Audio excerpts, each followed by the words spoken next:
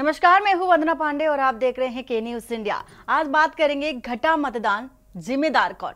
कम मतदान प्रतिशत की चर्चा इन दिनों काफी जोरों पर है और ये तो हर चरण में ही हो रहा है कि 2019 के अगर मुकाबले बात कर ली जाए तो इस बार कम वोटिंग परसेंटेज देखने को मिला है। लेकिन अब आंकड़े स्पष्ट होने लगे हैं और पता चला है कि 5वें से 6ठे चरण तक की मतदान प्रतिशत में भारी कमी भी देखी गई, जिन पर पिछले लोकसभा चुनाव के मुकाबले कम लोग जो है मतदाता जो है बहुत कम वोट डाले गए हैं और कारण कई सारे गिनाए जा रहे हैं। अब तक के 5 चरणों की वोटिंग की अगर बात कर ली जाए तो 5 चरणों में भी कम वोटिंग प्रतिशत देखी गई। 6ठे चरण में भी कम वोट प्रतिशत देखा गया। निर्वाचन आयोग की तरफ से जारी आंकड़े बताते हैं कि ज्यादातर चरणों में 2019 के मुकाबले कम मतदान प्रतिशत दर्ज हुआ है। हालांकि चरण दर चरण अंतर अलग अलग रहा है और अलग अलग राज्यों में 5 साल पहले की तुलना में कहीं अधिक तो कहीं कम मतदान देखा गया है। ये तुलना पिछली बार ईवीएम से डाले गए वोटों से की गई, क्योंकि 2024 के लिए डाक मतों का डेटा अभी तक उपलब्ध नहीं हो सका है, ऐसा बताया जा रहा है। छठे दौर के मतदान के बाद आंकड़ों के विश्लेषण से पता चलता है कि जिन सीटों के आंकड़े की तुलना 2019 से की जा सकती है उनमें से लगभग 2/3 या 258 सीटों पर इस साल कम प्रतिशत मतदान हुआ है और 88 यानी कि 5 में से एक अधिक बताया जा रहा है कि सीटों पर 5 साल पहले की तुलना में वोटों की जो कुल संख्या है उसमें भारी गिरावट देखी गई है। कम मतदान या कम वोट संख्या वाली सीटें कुछ राज्यों में समान रूप से फैली ही नहीं हैं, बल्कि एक साथ उदाहरण के लिए केरल की सभी 20 सीटों पर मतदान में गिरावट देखी गई और उनमें से 12 सीटों पर 2019 की तुलना में ईवीएम में कम वोट दर्ज किए गए। इसी के साथ अब बात कर रहे हैं मतदान प्रतिशत में इतनी गिरावट आखिर क्यों आई है, क्या कारण रहा। इस विषय पर 2019 में क्या कहते थे आंकड़े, वोटर के क्या ग्राफ थे, ये भी आपको बताना चाहेंगे ग्राफिक के माध्यम से कि 2019 में कितने वोटर थे और इसी के साथ ही साथ और अब 2024 में कितने वोटर हो गए हैं। गिरावट क्यों आई है, क्या कारण रहा है, क्योंकि तमाम तरीके के जो सवाल हैं वो लगातार जनता की ओर से भी उठाए जाते रहे हैं। रोजगार जिसमें से प्रमुख मुद्दा भी माना जा रहा है। रोजगार के साथ साथ पलायन भी एक बड़ा मुद्दा है, क्योंकि रोजगार के लिए लोग अपने घरों से, गांव से, शहरों की ओर रुख करते हैं, एक शहर से दूसरे शहर या दूसरे राज्य की ओर रुख करते हैं, जिससे भी एक प्रतिशत माना जा रहा है कि वोटिंग में गिरावट आ सकती है, इससे आई है। लेकिन दूसरा कारण गर्मी को भी माना जा रहा है कि 40 से 46% तक का पारा आए दिन चढ़ता जा रहा है, जिसको लेकर के भी एक आंकड़ा रखा जा रहा है कि यह भी एक कारण हो सकता है। वहीं वोट बहिष्कार और ईवीएम खराब भी एक प्रमुख कारण है कि कहीं ना कहीं वोटिंग में गिरावट आने का एक प्रमुख कारण ये भी है। तमाम तरह के सवाल हैं जो उठते नजर आ रहे हैं और श्वेता दुबे बीजेपी नेता और मयंक शुक्ला सपा प्रवक्ता हमारे साथ जुड़ चुके हैं। सबसे पहले बीजेपी से श्वेता हमारे साथ है। श्वेता, जिस तरह से वोटिंग में गिरावट आई है और देखा भी जा रहा है लगातार, जब प्रथम चरण से लेकर के 6ठे चरण तक की मतदान हुआ है और इन चरणों में देखा यह गया है कि रोजगार का प्रमुख मुद्दा रहा। युवा सामने आकर के बहिष्कार करते नजर आए, ग्रामीण प्रमुख रूप से आगे आकर के अपना वोट बहिष्कार करते नजर आए। उन्होंने कहा कि जो आम बुनियादी चीजें हैं, जरूरतें हैं, उनको पूरा नहीं किया गया और ऐसे में ये वो समय है जब वो अपनी भड़ास निकाल सकते। क्या आप इसको एक मुद्दा मानती हैं, क्या आप इसको कारण एक मानती हैं वोटिंग में गिरावट का?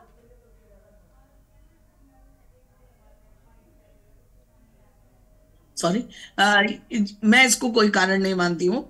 ऐसा कहीं भी नहीं हुआ है कि बड़े व्यापक पैमाने पर वोटिंग का बहिष्कार किया गया हो युवाओं के द्वारा या किसी के भी द्वारा। कहीं कहीं कुछ कुछ घटनाएं हुई हैं, जैसे अभी कल या परसों 6ठे चरण का जब 25 तारीख को मतदान था तो एक गांव में पुल नहीं बना था, तो उन्होंने, आजमगढ़ का है ये, यहाँ बताना चाहेंगे कि उत्तर प्रदेश में 5वें और 4थे चरण में भी कई जगह से वोटिंग बहिष्कार की खबरें सामने आई थी। तस्वीरें भी लगातार दर्शकों को दिखाई थी, जिसको लेकर के, सड़क निर्माण को लेकर के, बिजली को लेकर के तमाम तरह के सवाल खड़े करते जनता खुद नजर आ रही थी।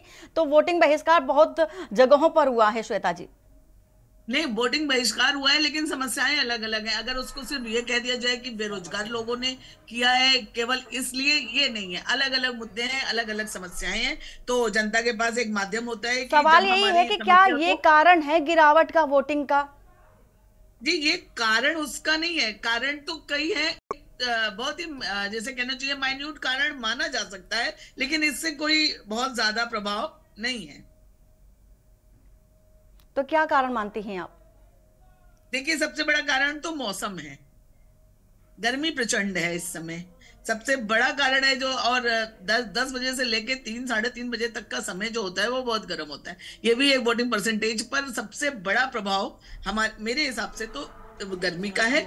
दूसरी वजह है कि छुट्टियां चल रही हैं।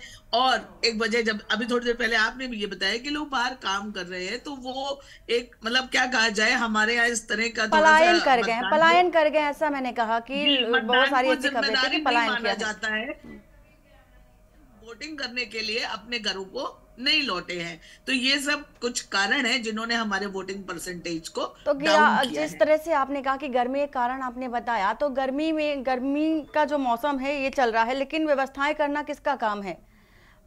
देखिए, व्यवस्थाएं की जा सकती है, लेकिन अब ये कहिए कि अब गर्मी को एकदम ये तो एक पहले एक से ही व्यक्ति तैयारी को की जाती है जब भी मतदान होता है। एक तैयारी अलग चीज होती है, लेकिन प्रत्येक घर से एक एक व्यक्ति को बूथ तक ले जाना, इतनी बड़ी जनसंख्या में क्या ये संभव है? आपसे आह्वान किया जा सकता है, कहा जा सकता है, लेकिन अब आपको जबरदस्ती पकड़ के वो वहां बूथ तक तो नहीं पहुंचाया जा सकता ना। ये तो जब आपकी स्वाभाविक इच्छा होगी जब ही आप वोट करने जाएंगे। तो यानी कि आप ये सार्वजनिक मानती माध्यम हैं से, कि एनजीओ लोगों की के इच्छा नहीं माध्यम थी से, वोट करने की, एक कारण विद्यालयों ये के है कि माध्यम से। लोगों की इच्छा नहीं थी वोट करने की, इस वजह से भी गिरावट आई है। खैर, मयंक शुक्ला हमारे साथ हैं, सपा प्रवक्ता। मयंक जी, क्या आप इसका कारण मानते हैं?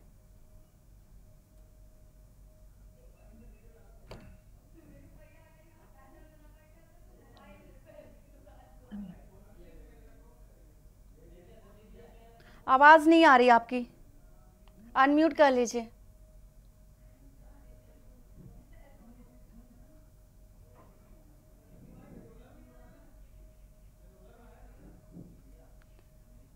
जबरदस्ती उसको छोड़ना चाह रही।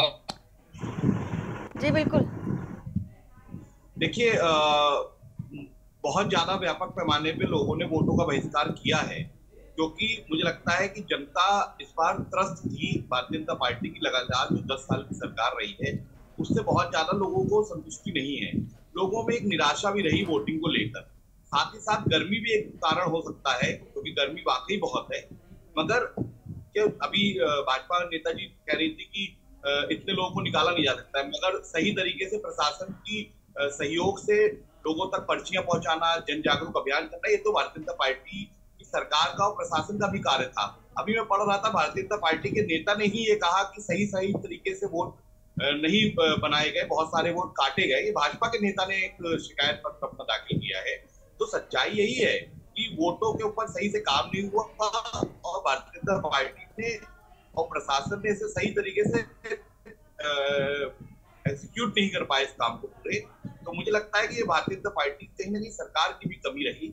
साथ ही साथ जो सबसे महत्वपूर्ण मुद्दा है कि जो बेरोजगारों वाली आपने बात बताई, बेरोजगार कहीं ना कहीं हताश हो गया है, क्योंकि अग्निवीर जैसी योजना लाने का काम भारतीय जनता पार्टी ने किया, जिस योजना में 4 साल की नौकरी देने का काम कर रहे हैं।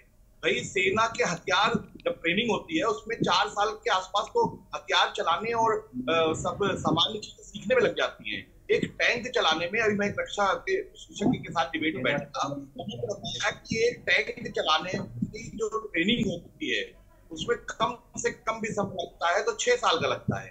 तो अग्निवीर जैसी योजना लाके जो जनता को, युवाओं को, बेरोजगारों को त्रस्त किया गया, उसकी भी एक निराशा हो सकती है। पेपर लीक के माध्यम से हजारों लोगों ने, लाखों लोगों ने एग्जाम दिया, बेचारे अपने घर से गए, सड़कों पे सोए, कहीं धर्मशाला में सोए, परेशान हुए, और जब एग्जाम दिया उन्होंने, उसके बाद उन्हें पता चलता है पर्चा लीक हो गया, तो उनकी जो गाढ़ी कमाई का पैसा खर्च हुआ वो भी बर्बाद गया। लगातार 10 पेपर अब तक लीक हो चुके हैं, या ऐसा हो चुका है कि उनके रिजल्ट नहीं आ पाए हैं। तो ये सब चीजें कहीं ना कहीं निराश करती हैं, और जो भारतीय जनता पार्टी की केंद्र सरकार है और योगी आदित्यनाथ की सरकार है, इसको लेकर एक निराशा भी पैदा करती है। आप अपने आप को कहाँ पाते हैं? समाजवादी पार्टी अपने आप को इस समय कहाँ पा रही है? देखिए, समाजवादी पार्टी और इंडिया गठबंधन की भी बात कर लेते हैं। हाँ, बिल्कुल। इंडिया गठबंधन और समाजवादी पार्टी जनहित के मुद्दों को लेके आई है। ये जो 24 का चुनाव है, ये बहुत महत्वपूर्ण चुनाव है। ये बेरोजगारों के हक के लड़ाई लड़ने का चुनाव है, ये नौजवानों के हक की लड़ाई लड़ने का चुनाव है, ये किसानों को परेशान और त्रस्त करने वाली और हत्या करने वाली भारतीय जनता पार्टी की सरकार के खिलाफ चुनाव है। ये छोटा चुनाव नहीं है, इसमें अग्निवीर जैसी गलत योजना के खिलाफ चुनाव है, ये पेपर लीक के खिलाफ चुनाव है। तो इंडिया गठबंधन और समाजवादी पार्टी की नीति और रीति बिल्कुल स्पष्ट है कि हम जनहित की बात करेंगे। हम जो जनता के साथ दुर्व्यवहार हुआ है, जनता के साथ जनता की भावनाओं का ख्याल नहीं रखा गया है, हम उनके हक की लड़ाई लड़ेंगे। और जो भी गलत नीतियां 10 साल में भारतीय जनता पार्टी की सरकार ने करी है, उनके खिलाफ चुनाव लड़ने का काम करेंगे। इंडिया गठबंधन और समाजवादी पार्टी की नीयत बिल्कुल साफ है कि हम जनता के हित की लड़ाई लड़ेंगे। जनता की हित की बात कर रहे हैं आप। 2019 में भी देखा गया था, जब गठबंधन किया गया था, यही मुद्दे उठाए गए थे, मुद्दे वही थे, लेकिन आंकड़ा कुछ और आया था। क्या लगता है इस बार किस तरह के आंकड़े आ सकते हैं? देखिए, मैं आपको हमेशा हर बार ये कहता हूँ डिबेट में, मेरा हमेशा कहना होता है जनता जनार्दन है।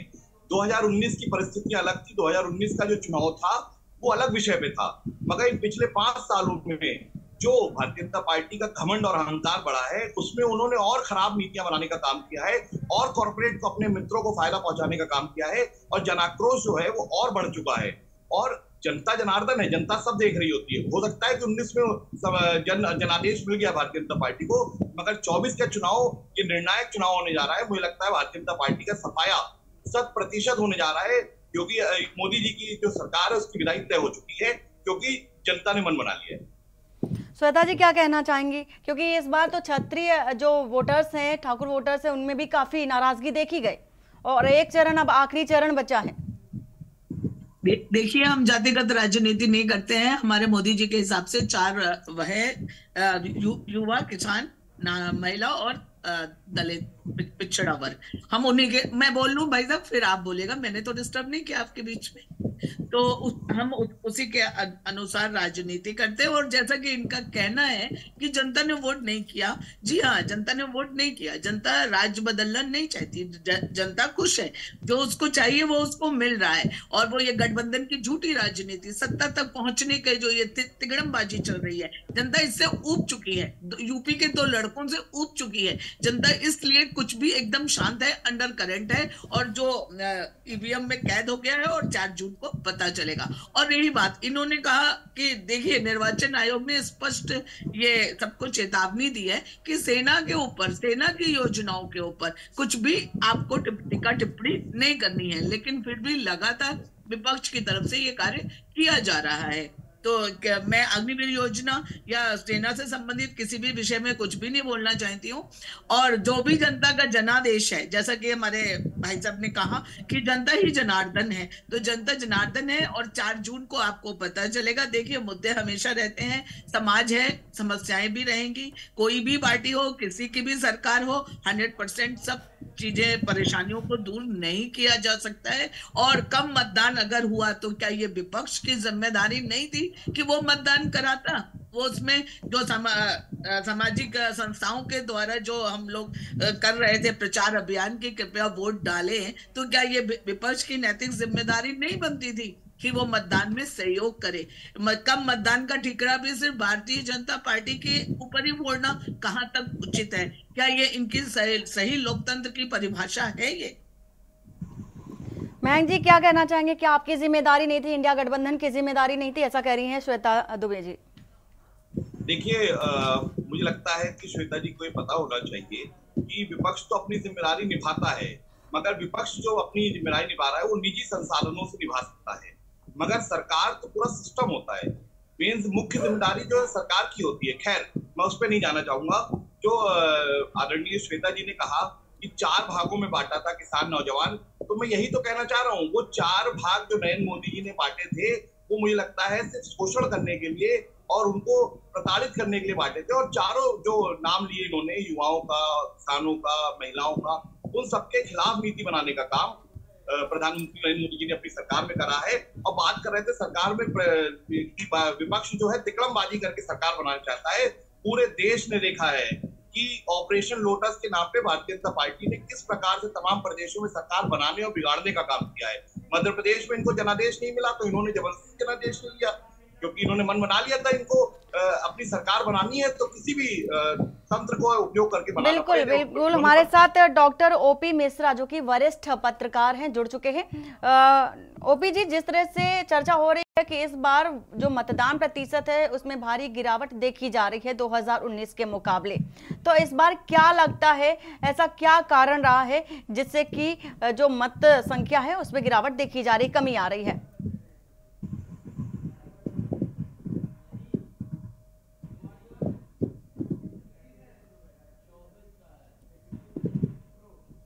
आवाज नहीं आ पा रही है। आ रही है, आपकी आवाज आ रही ओपी जी।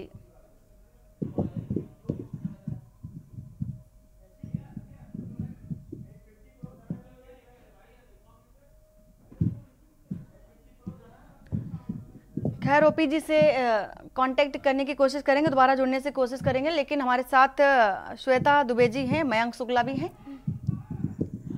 लगातार देखा जा रहा है कि वोटिंग में जो गिरावट है वो तो देखी जा रही है, लेकिन इसका एक प्रमुख कारण और भी है जिससे कि जनता का ही एक रुझान आया।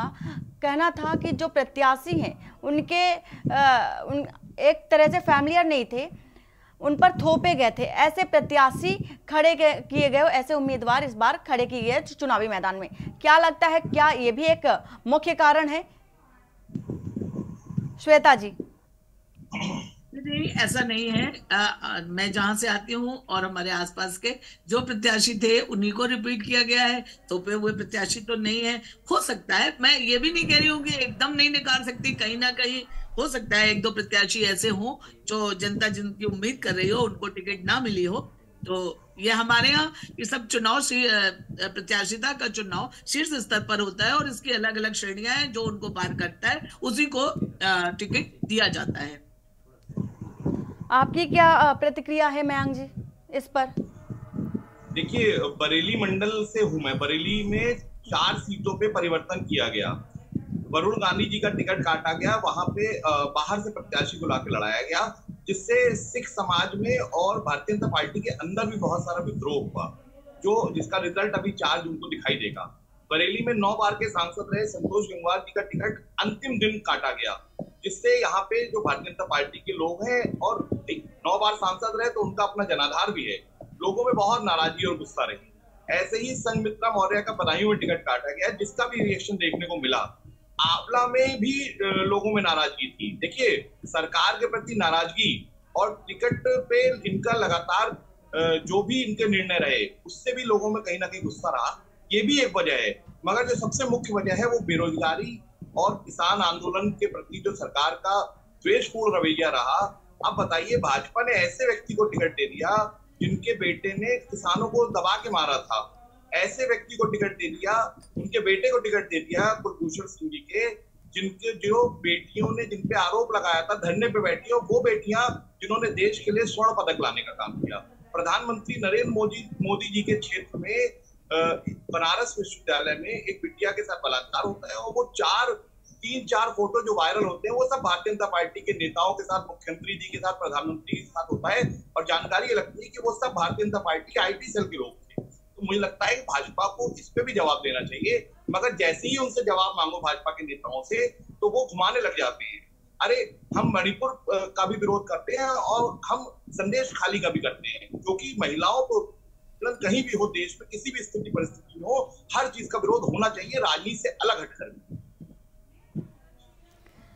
श्वेता जी, क्या लगता है आपको, क्या ये भी एक कारण है जिस तरह से मयंक जी बता रहे हैं? धन्यवाद देना चाहूंगी कि आपने बहुत अच्छे से कहा कि मैं संदेश खाली का भी विरोध करता हूँ। ये मुझे बहुत अच्छा लगा कि आप महिलाओं के विषय में सही तरीके से अपने विचार रखते हैं, पार्टी उससे हटकर। लेकिन मैं नहीं बोल रही हैं जी, मैं कहना चाह रहा हूँ, आप सुनिए उसको, कि जैसा कि आपने कहा कि वहां पर सबसे ज्यादा टिकट तो आपके बदले गए, सपा के सबसे ज्यादा टिकट बदले गए, लास्ट टाइम तक आपने टिकट बदले हैं। कभी किसी का नंबर कट जा रहा था, कभी किसी का नंबर आ जा रहा था, कुछ पता नहीं था। और रही बात, आप कह रहे हैं कि हमने बृजभूषण शरण सिंह जी के बेटे को टिकट दिया।